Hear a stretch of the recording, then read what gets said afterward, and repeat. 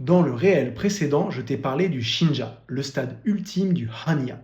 Aujourd'hui, je te raconte l'histoire de la femme qui, selon moi, l'illustre le mieux, j'ai nommé Kyohime. Cette histoire a plus de 1000 ans et est attestée dès le XIe siècle. Un moine nommé Hanshin, originaire d'Oshu, arrive en pèlerinage à Kumano. Il est décrit comme d'une très grande beauté.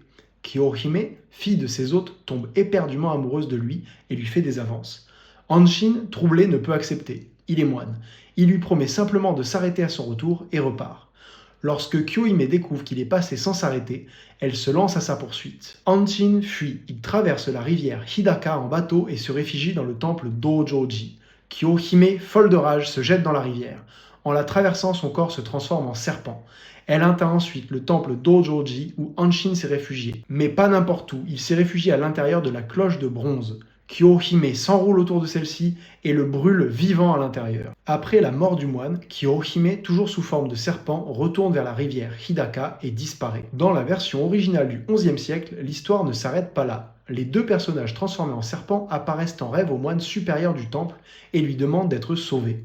Le moine récite alors le Sutra du Lotus et les deux âmes sont libérées. C'est toute l'ironie de cette histoire. À l'origine, ce n'est pas une tragédie, c'est un récit sur la puissance du bouddhisme. La dimension tragique est une construction des siècles suivants. La progression de Kyohime illustre exactement la logique des masques de Hanya, d'une femme ordinaire transformée par la jalousie pour devenir Shinja, le stade où il ne reste plus rien d'humain. Kyohime n'est pas un monstre sorti de nulle part, c'est une femme trahie et une transformation progressive. C'est ça que le masque Hanya représente. Pas un démon, mais un être humain qui a franchi un point de non-retour. Si vous souhaitez que je continue sur les grandes légendes qui ont inspiré le Wabori, commentez le sujet qui vous intéresse, celui avec le plus de likes sera le sujet de la prochaine vidéo.